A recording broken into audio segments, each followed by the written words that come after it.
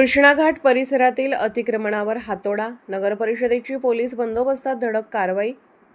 कुरुंदवाड शहरातील कृष्णाघाट दुर्गम परिसरातील अतिक्रमणावर आज दिनांक 24 रोजी कुरुंदवाड नगर परिषदेने धडक कारवाई करत सर्व बेकायदेशीर बांधकामे व साहित्य हटवले।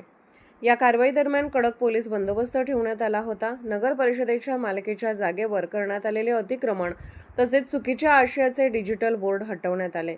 घाट परिसरात बेकायदेशीरपणे आकारण्यात येणारे शुल्कही या कारवाईमुळे थांबवण्यात आले आहे। परिणामी परिसर पुन्हा स्वच्छ व मोकळा दिसू लागला आहे। ही कारवाई रचना सहाय्यक बिराज थोरात व स्थापत्य अभियंता ऋतुजा चौगले यांच्या नेतृत्वाखाली पार पडली। विविध विभागातील कर्मचारी, आरोग्य विभाग, अग्निशमन विभाग तसेच इतर कर्मचाऱ्यांचा यात सहभाग होता। कारवाई दरम्यान कोणताही अनुचित प्रकार घडू नये यासाठी पोलीस बंदोबस्त तैनात करण्यात आला होता।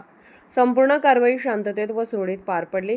सार्वजनिक ठिकाणी अतिक्रमण करणाऱ्यांवर यापुढेही कठोर कारवाई केली जाईल, असा इशारा नगर परिषदेने दिला असून नागरिकांनी सार्वजनिक मालमत्तेचे संरक्षण करावे असे आवाहन करण्यात आले आहे।